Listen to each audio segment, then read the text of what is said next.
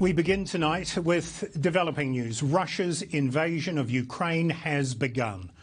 Russian President Vladimir Putin calls it a special military operation in eastern Ukraine, but tonight explosions have been heard in the capital, Kiev.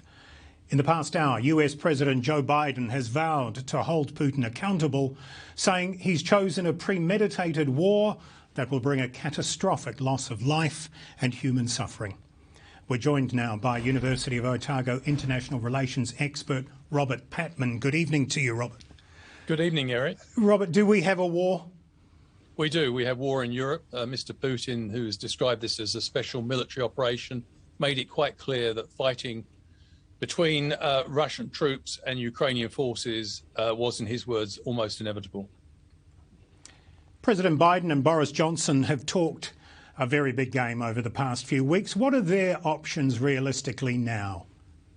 Well, they've started off with the initial foray by Russian troops has been met with sanctions against key oligarchs and individuals associated with the regime. I think they'll now be looking to effectively cut Russia off from the international financial system through the telecommunications financial messaging system called SWIFT. And if that happens, the consequences for the Russian economy could be very severe indeed, and perhaps undermine as much as 40% of the capacity of the Russian economy.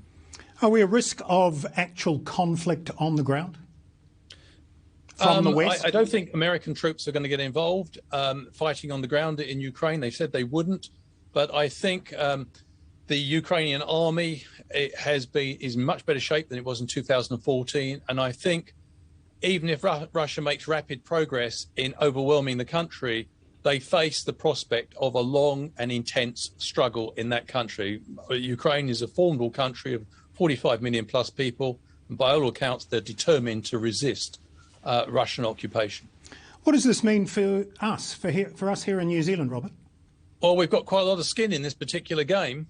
We are a small country which stands strongly by the idea of an independent foreign policy. We also advocate a non-nuclear security policy. Well, Ukraine is a middle power which gave up its nuclear weapons in return from guarantees from Russia and other states of its territorial integrity and its sovereignty. Well, that pledge has been broken by Russia, and that sets a very unhealthy precedent for countries like New Zealand. We can't afford to be indifferent.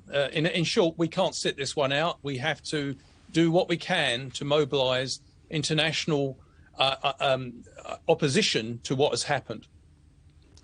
University of Otago International Relations expert Robert Patman, we thank you so much for your time this evening.